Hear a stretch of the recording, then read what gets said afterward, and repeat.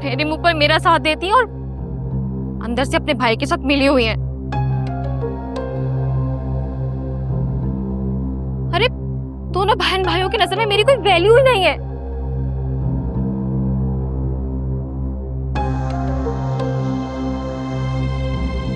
मेरी वैल्यू तो तब होती ना जब आप लोगों की इज्जत होती। बुलाओ अपनी भावच को, देते हैं भी उसके अच्छी तरह क्लास। हवाओं में उड़ रही है, पर काट के रख दूंगी मैं इसके। अरे अच्छे से अभी इसके दिमाग दुरुस्त करता हूं।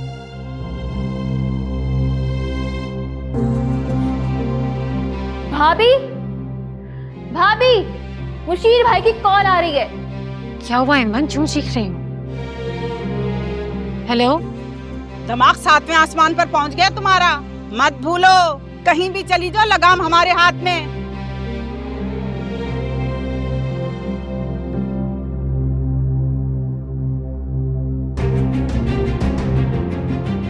और तुम्हें कहा था कि दोनों बच्चों की एंगेजमेंट करवा दो, तो क्यों नहीं हुई अभी तक?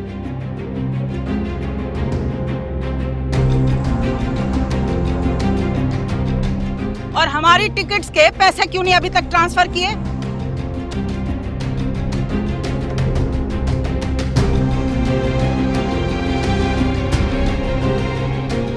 अरे क्या गूंगे का गुड़ खा लिया है? जवाब तो दो।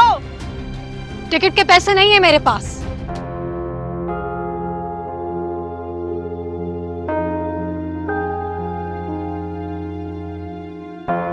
क्योंकि मेरा भाई इस रिश्ते के लिए तैयार नहीं है।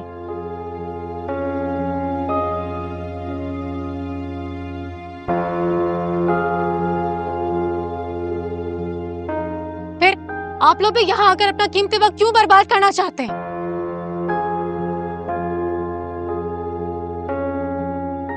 बल्कि एमिन को भी कहे ना, वापस आ जाए। जबरदस्ती का रिश्ता इससे कभी खुशी नहीं दे सकता। क्या बकवास कर रही हो? भूल गई हो इसका नतीजा क्या हो सकता है?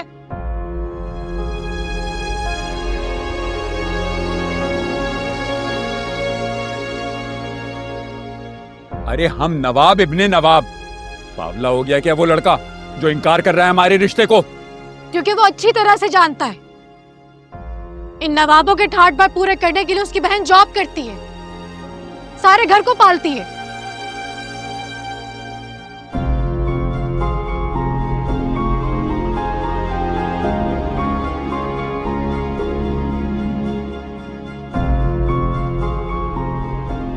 और अगर ऊपर का कोई खर्चा आ जाता है तो इस नवाब फैमिली की बहू अपने भाई से पैसे मंगवा के घर का खर्च पूरा करती है। अम्मी जान, एमन बिल्कुल ठीक कह रही है। वहां जाकर इसकी बहुत जबान चलने लगी है। मैं कह रहा हूं फौरन वापस आओ, फौरन वापस आओ, वरना 1 मिनट लगाऊंगा मैं फैसला करने में।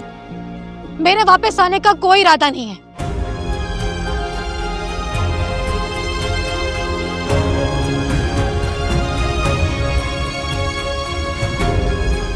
जितना जल्दी हो सके अपनी बहन को वापस बुला ले।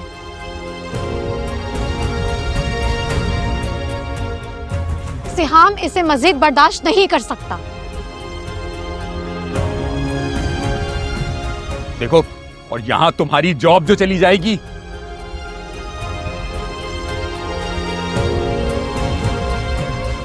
और जॉब चली गई तो घर कैसे चलेगा? नवाब जाना या फिर उनकी अम्मी हुजूर। अल्लाह हाफिज।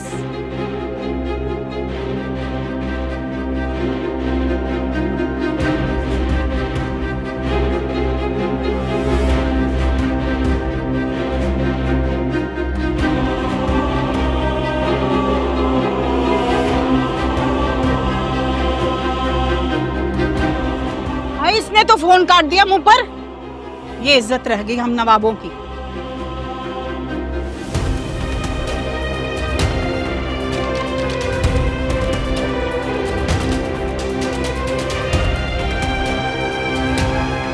एक दफ़ा मेरी आखिरी बात मान लें।